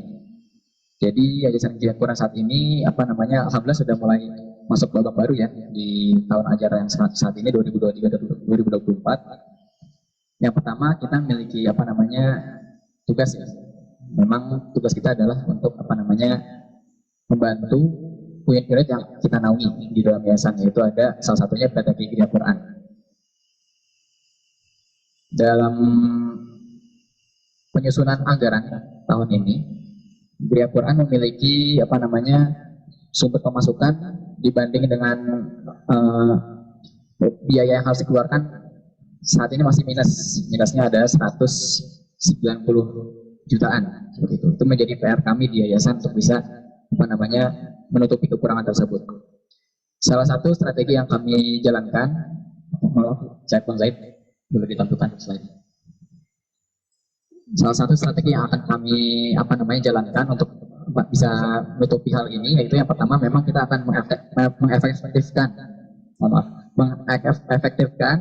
program yang berjalan di pondok seperti itu. Jadi kita akan mengurangi kegiatan-kegiatan yang sekiranya bisa dikurangi seperti itu. Terutama dalam hal yang biayanya besar. Kemudian yang kedua, strategi kami adalah mempererat lagi kerjasama dengan komite orang tua santri untuk mengoptimalkan potensi-potensi yang bisa diperbantukan dari komite untuk mencukupkan kebutuhan yang ada di pesantren sesuai dengan kesanggupan dari komite itu sendiri. Kemudian yang ketiga, boleh dilanjut. Yang ketiga adalah dengan mengoptimalkan lagi unit-unit yang dinaungi oleh yayasan, unit usaha yayasan. Meliputi yang pertama ada rental mobil, kemudian ada koperasi pesantren, New Corner namanya, atau Mus'ab Ibn Umair Corner. Kemudian ada depot air galon dan laundry gigi yang harapannya dari pemasukan di sana bisa menutupi kekurangan yang kita kita lihat dari pengajuan anggaran yang sudah dibuat di pesantren. Kemudian yang selanjutnya adalah melancarkan program pendanaan Yayasan Al Quran, meliputi program orang tua asuh dan juga program pelunasan asrama Maryam yang masih belum lunas sampai saat ini. Yang insya Allah ketika strategi ini semua dijalankan, kita sudah memproyeksikan insya Allah akan cukup untuk bisa mendanai semua kegiatan yang ada di pesantren unit yayasan, yaitu pesantren Tahfiz Al Quran ini. Boleh dilanjut, boleh. Kemudian ini sebagai contoh bentuk efisiensian anggaran yang kita lakukan di pesantren ini. Sebagaimana tadi Umi Abi sudah simak ya dari pemaparan Ustadz Hendri di bidang kesantrian, memang jadwal agenda-agenda santri ini saat ini semakin padat sebetulnya. Untuk itu saya merasa memang harus betul-betul kita bekerja sama untuk bisa meningkatkan lagi kualitas jeda yang mereka dapatkan di hari Ahad ini. Untuk itu di hari Ahad memang kita sudah menetapkan ada beberapa agenda untuk santri yang sebenarnya cukup ringan ya agendanya. Yang pertama ada agenda renang. Kemudian renang ini untuk semua santri kita akan usahakan setiap santri mendapatkan jadwal berenang setidaknya 2 bulan sekali gitu. Jadi berganti-gantian memanfaatkan kita punya sumber daya mobil pelef kan yang muat 20 orang seperti itu. Jadi nanti akan digiring setiap pekan 20 orang seperti itu bergantian. Kemudian ada ekskul panahan. Ini khusus untuk akhwat. Karena melihat kondisi saat ini masih terbatas untuk akhwat saja. Kita doakan mudah-mudahan bisa untuk semuanya kelak. Kemudian ekskul futsal untuk ikhwan dan ada ekskul karate juga untuk ikhwan. Yang bentuk pembiayaan seperti ini ya. Ketika kita perhitungkan memang dibagi dengan sejumlah santri, besar biayanya hanya sebenarnya 4.000 per santri per pekan. Kalau dikalikan dengan 40 pertemuan selama 10 bulan ke depan, karena setiap bulan kan ada 4 pekan, itu memang besarnya jadi 160.000 per anak. Kemudian ada ekskul futsal yang mungkin sebelumnya kita selalu cover full ya untuk futsal ini. Tapi untuk kali ini kita melihat kondisi anggaran yang memang masih minim, kita masih mengusahakan bagaimana caranya supaya kita melibatkan kontribusi lagi dari apa namanya, mungkin dalam hal ini komite orang tua santri gitu untuk membantu. Yang besar biayanya adalah sebenarnya 5.000 per pekan per anak, dikalikan apa namanya 20 pertemuan, setiap bulannya ada 2 kali pertemuan untuk futsal ini, berarti besarnya 100.000 per anak untuk yang ikhwan. Kemudian untuk karate kemarin besarnya sekitar 300.000 sebetulnya per pertemuan, dari GK sudah mensubsidi separuhnya ya 150.000, sehingga hitung-hitung sisa apa namanya besar per anaknya itu 3.000-an, dikali setiap bulan hanya 1 kali, berarti dikali 10 bulan, jadi besarnya hanya 30.000 per anak. Ini hitungannya setahun ya. Sehingga ketika ditotalkan untuk ekskul ini besar biayanya ada 280.000 per anak untuk yang akhwat, dan yang ikhwan 250.000 per anak yang ikhwan. Nah, jadi untuk apa namanya program-program seperti ini yang nantinya akan kami tawarkan kepada komite. Selain ini mungkin ada lagi nanti untuk perayaan Hari Besar Nasional seperti nanti 17-an, kemudian perayaan Hari Besar Islam. Kita berusaha untuk bisa mengadakannya, untuk bisa menjadi apa namanya rehat yang berkualitas buat anak-anak. Namun untuk mencukupinya mungkin kami akan berusaha untuk mencari juga dari luar, kepada komite maupun kepada mungkin lembaga-lembaga yang lain juga ada bisa diajak bekerja sama seperti itu. Ini sebagai gambaran saja. Jadi kami tetap komitmen ya, walaupun apa namanya dengan kondisi seperti tadi, kita tetap berusaha bagaimana caranya agar apa namanya tidak menambah beban dari apa namanya orang tua, karena kan sudah sangat luar biasa sumbangan yang diberikan oleh orang tua untuk apa namanya perjalanannya pondok pesantren ini. Jadi ini memang kalaupun berjalan ini memang diproyeksikan sudah masuk dalam apa namanya iuran komite. Kemarin saya sudah kejar-kejar ya sebenarnya sama apa namanya Umi Abi dari perwakilan komite wali santri. Mana nih program apa namanya Qiyam Quran yang akan dijalankan setahun ke depan? Kurang lebih seperti ini ya gambarannya gitu, bahwa nanti akan ada ekskul dan akan ada juga PHBI dan PHBN yang akan dijalankan, dan ini sebenarnya apa namanya akan cukup ketika apa namanya didanai dengan dana apa namanya iuran komite yang berjalan. Kemudian menjadi catatan lagi, sebagaimana yang sudah disampaikan sebelumnya ya, mungkin yang wali santri angkatan 11 mungkin belum ya, tapi angkatan 9 dan 10 sudah, bahwa apa namanya iuran komite orang tua santri ini tidak di apa namanya tidak kita adakan untuk memberatkan, tapi untuk memfasilitasi bagi Umi Abi yang sekiranya bersedia untuk membantu.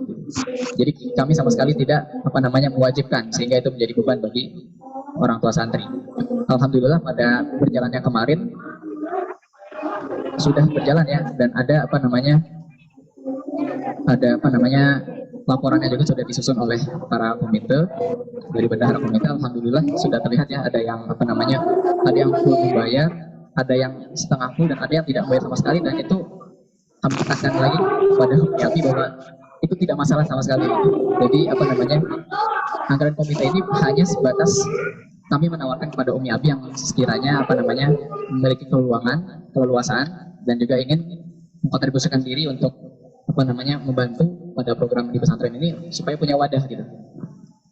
Mungkin seperti tadi ya kondisi yang apa namanya pertanyaan Umi tadi ya terkait kalau memberikan langsung kepada apa namanya ustadz yang ada di pesantren kira-kira seperti apa hukumnya seperti itu gitu.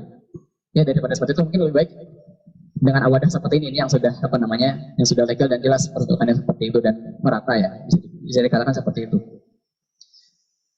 Ya mungkin itu ya yang bisa apa namanya saya paparkan sedikit terkait apa namanya kondisi yayasan saat ini.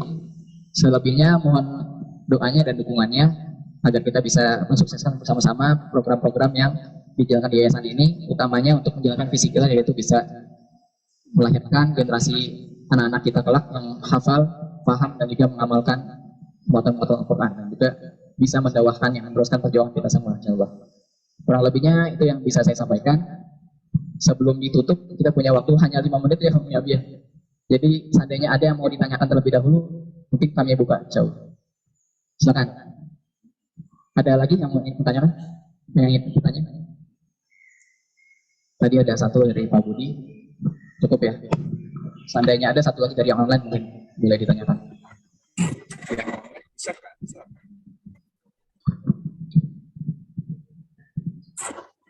Saya ada beberapa pertanyaan dari materi sebelumnya, seperti masalah Lombing itu kan setahu saya untuk angkatan 11 sudah include di dalam biaya bulanan ya SPP ya. Berarti untuk lombing itu tidak berlaku yang uraian tadi ya. Kemudian untuk muhadasah dan untuk produknya ya itu di sini apakah pada jam-jam muhadasah saja bahasa Arab yang diterapkan ataukah di dalam keseharian anak-anak juga ditekankan untuk bercakap dalam bahasa Arab? Karena kan menurut saya untuk bahasa di sini masih termasuk memberikan keringanan lah, mungkin menganggap bahasa sudah cukup berat dan jadulannya. Karena kan idealnya kan pesantren itu bahasa Arab dan bahasa Inggris. Tapi kan ya karena saya melihat memang sudah padat jadwal anak-anak, dialah di tahun SMP ini fokus bahasa Arabnya harus sudah mumpuni gitu kan. Nanti giliran selesai SMP bahasa Arabnya sudah lumayan, kalau bertambah bahasa lain kan memang Arabnya sudah benar-benar sudah sempurna. Maksud saya jangan sampai di waktu belajar bahasa Arab tapi lulus SMP pun bahasanya masih belum lancar. Itu kan karena membantu juga masalah penghafalan Al-Quran pun dengan lancar bahasa Arab. Jadi saya tanyakan tuh, apakah hanya di kelas ketika sedang berkumpul di madrasah atau apa nama istilahnya tuh baru disuruh belajar bahasa Arab, satu orang memimpin, tapi dalam kesehariannya tidak ditekankan untuk percakapan. Itu yang saya saya bertanya. Semoga seperti itu, karena itu tidak menjadi beban bagi anak-anak, karena dia tiap hari bicara. Bagaimana supaya bicara itu bahasa yang biasanya bahasa Indonesia atau bahasa daerah diganti dengan bahasa Arab. Mungkin kalau awal-awal mungkin nggak setiap hari seperti itu, hari apa tertentu diwajibkan bahasa. Karena saya dulu kan pakai ikop kalau nggak pakai bahasa Arab. Apalagi kan itu harus setiap hari. Di sini dicoba mungkin dari awal dengan beberapa hari. Dan saya rasa itu tidak menjadi beban karena dia tiap hari bicara. Jangan sampai hanya tahunya bahasa Indonesia saja. Sebentar. Kemudian pertanyaan berikutnya masalah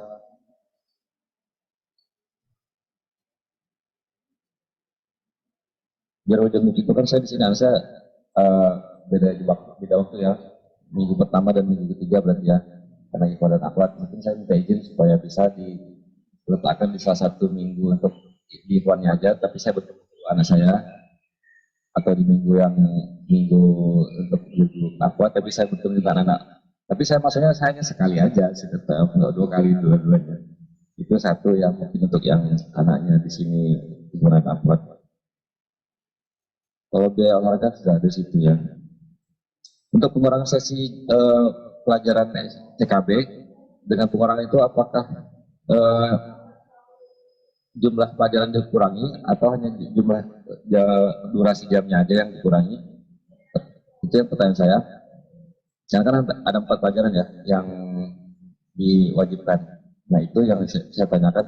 Saya rasa memang nggak ada gunanya kita memaksakan dari pagi sampai siang sampai sore, karena kita hanya memaksakan sudah tersampaikan tapi anak-anak sudah tidak bisa menyerap lagi, karena Ustaz bilang tadi kan sudah lelah juga mereka. Nggak apa-apa, lebih baik dalam sesi yang disingkat hanya 2 sesi tapi pelajarannya semua mungkin. Nah selanjutnya anak-anak dimotivasi untuk belajar seperti mengerjakan PR lah ya, jam mandiri di luar jam yang harus ditetapkan pagi sampai siang, sudah lelah.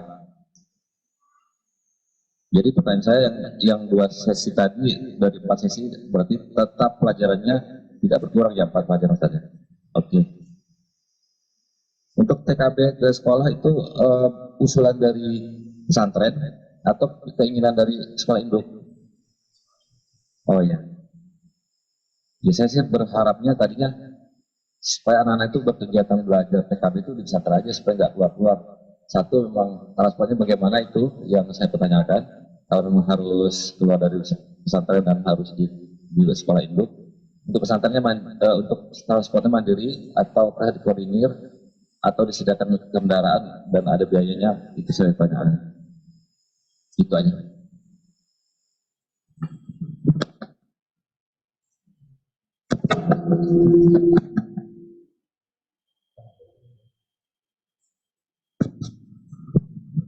Baik, yang pertama tadi terkait bahasa Arab ya, Nabi. Jadi perlu Umi Abi ketahui terlebih dahulu. Di sini ada Uminya Zalfa tidak ya? Jadi program bahasa Arab ini pada awalnya sebetulnya diinisiasi oleh santri itu sendiri. Jadi ada santri di Al Quran yang cakap berbahasa Arab, kemudian beliau programkan di organisasinya, di badan eksekutif santri tahfiz. Akhirnya terjadi sebelumnya di kalangan santri akhwat. Dan alhamdulillah pada tahun ini kita dibantu oleh Ustadz Hendri, alhamdulillah di bidang pesantren, dan dimulailah ada program yang resmi dari GEKI untuk seluruh santri.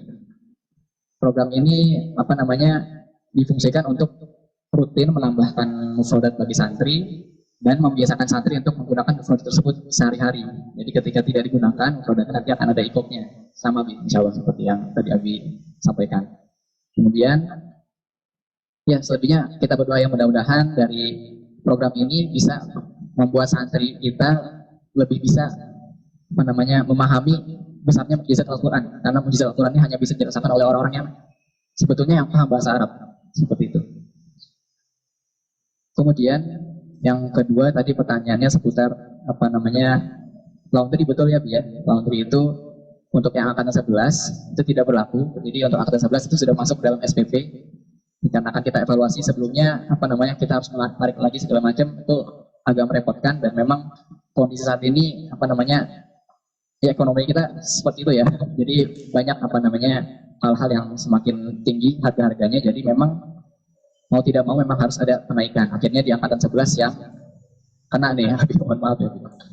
Seperti itu. Jadi untuk angkatan 9 dan 10 yang tadi memiliki 3 opsi, boleh cuci sendiri, boleh cuci tidak sampai diproses lebih lanjut, itu sebenarnya dicuci di GEKI. Jadi kita punya mesin cuci tapi dioperasikan selalu oleh pegawai yang kita rekrut untuk itu. Jadi mesin cucinya bisa lebih awet. Makanya biayanya lebih murah, sangat murah, gitu, 15.000 per bulan. Kemudian yang ketiga itu yang laundry full, itu kita bekerja sama dengan mitra laundry di luar. Kemudian terkait perpulangan, sebagaimana sebelumnya juga sudah berjalan, memang untuk orang wali santri yang anaknya ada 2, apalagi yang ikhwan dan akhwat, itu memang dipilih satu saja waktunya di antara 2 tanggal tersebut untuk menjenguk keduanya. Apalagi Pak Budi ini jauh dari Purwakarta, alhamdulillah bisa datang offline ya. Insya Allah. Kemudian yang terakhir terkait ST, saya untuk ST itu memang pengurangan jadwal tanpa mengurangi kurikulum yang ditentukan oleh pihak mungkin Departemen Pendidikan gitu kan. Hingga yang kita lakukan bukan mengurangi tapi memadatkan untuk materi-materi yang diajarkan. Seperti itu. Kemudian terkait beranjak dari pesantren ke sekolah, itu keputusan dari pihak sekolah kita pun sebenarnya keberatan. Karena kan nanti ada kondisi-kondisi memang karena di sekolah lepas dari penjagaan kami bisa jadi nanti santri ibu dan santri akhwat nanti dikumpulkan dalam satu kelas. Itu yang sebenarnya kami hindari. Sehingga seandainya itu memang terjadi, kita perlu ada diskusi khusus nanti. Kita akan bicara dengan pihak sekolah induk terkait bagaimana penjagaan soal itu nanti di sekolah induk. Tapi memang kita nggak bisa berbuat banyak ya, karena memang sekolah induk pun punya alasan tertentu untuk membuat kebijakan tersebut.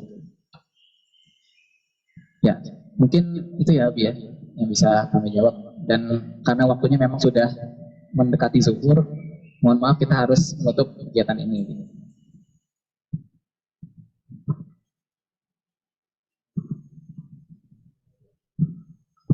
Selanjutnya sebelum ditutup masih ada sedikit pembicaraan terkait program kafah tadi. Jadi program kafah tadi sebelumnya di Kriya Quran ini dilaksanakan secara per halakoh, sehingga memang biayanya lebih ringan. Tapi kita rasa memang sebenarnya agak mempersulit ya. Tapi ya alhamdulillah bisa dijalankan. Jadi per halakoh untuk pergi keluar dari pesantren bersama dengan murubinya. Sehingga pada tahun ini kita mengusulkan pada Umi Abi untuk kita jalankan secara serentak.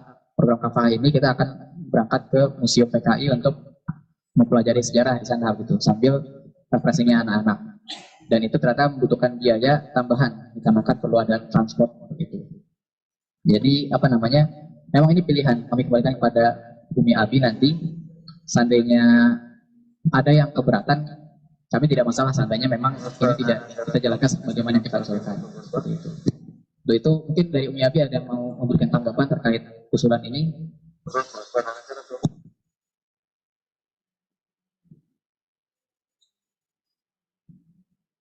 Seandainya tidak ada yang keberatan, mungkin kita jalankan usulannya. Nanti akan kita ajukan kepada komite orang tua ya, Umi Abi ya, untuk bisa sukseskan ini.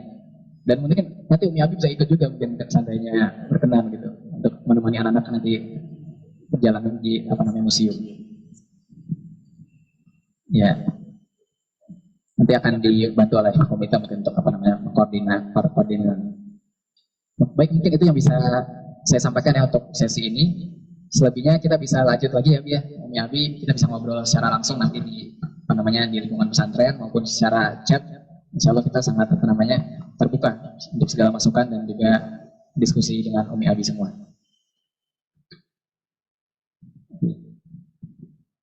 Mungkin itu dari saya. Kurang lebihnya mohon maaf.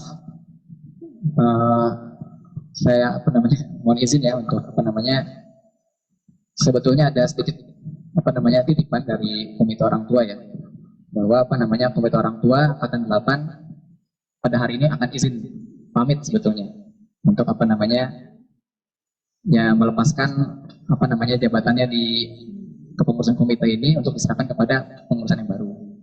Untuk itu mungkin saya akan menginformasikan saja kepada Umi Abi barang siapa yang ingin terlibat langsung, yang memiliki apa namanya keluangan, kesempatan ya, dan juga mungkin gagasan-gagasan yang ingin dikontribusikan di apa namanya PT Kiki Quran ini untuk kita sama-sama membangun membesarkan anak-anak kita di sini. Silakan nanti untuk bisa bergabung, mungkin bisa menghubungi saya ataupun perwakilan komite yang nanti akan mungkin kita umumkan. Kurang lebihnya itu saja mungkin ya Umi Abi. Kita doakan semoga semua dari kita ini diberikan keberkahan dari apa namanya segala usaha kita, segala kesabaran kita, dan juga semoga Allah mudahkan semuanya. Wabillahi taufiq wal hidayah. Assalamualaikum warahmatullahi wabarakatuh.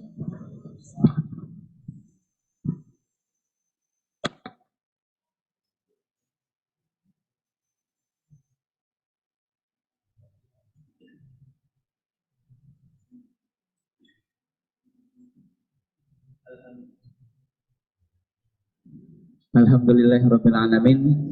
Acara demi acara telah berjalan sesuai dengan rencana dan juga lancar. Untuk acara yang terakhir yaitu penutup dan doa. Sebelum saya tutup acara ini, saya sebagai MC pemandu acara memohonkan maaf apabila selama berkata-kata kurang berkenan dan banyak kelupaan.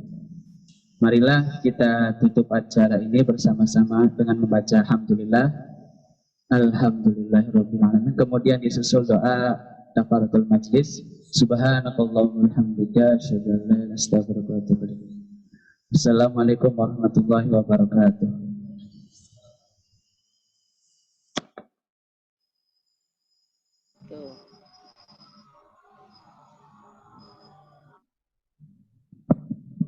Mungkin kita bisa foto bersama dulu ya sebelum selesai. Ada di sini. Fotonya kita di layar aja ya.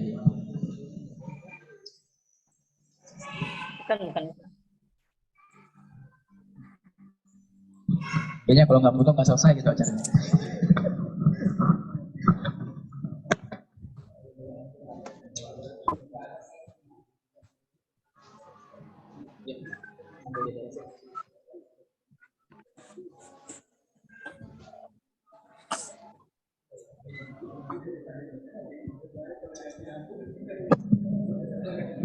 Abi-abinya karena kita sedikit, kita ngalah ya, kita duduk.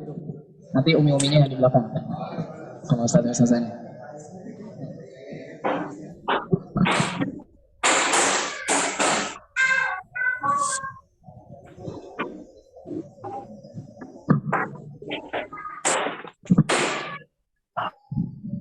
Ini boleh ke depan nih, kita foto bareng. Muhammad langkah ya. Soalnya yang bulan depan belum tentu offline. Gampang ya, Om ya. Lewat sini boleh. Ustazah juga nggak apa-apa, Ustazah.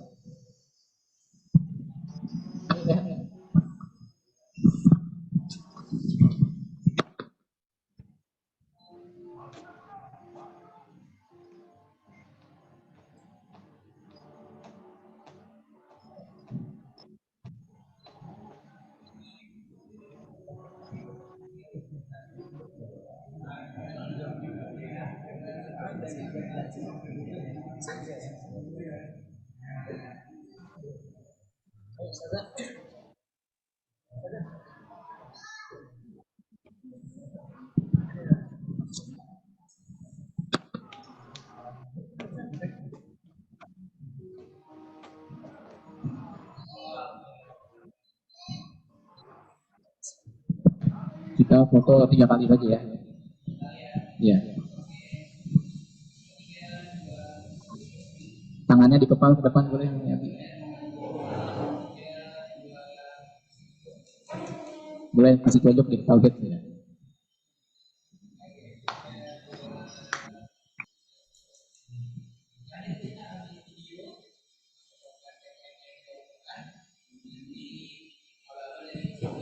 Baik.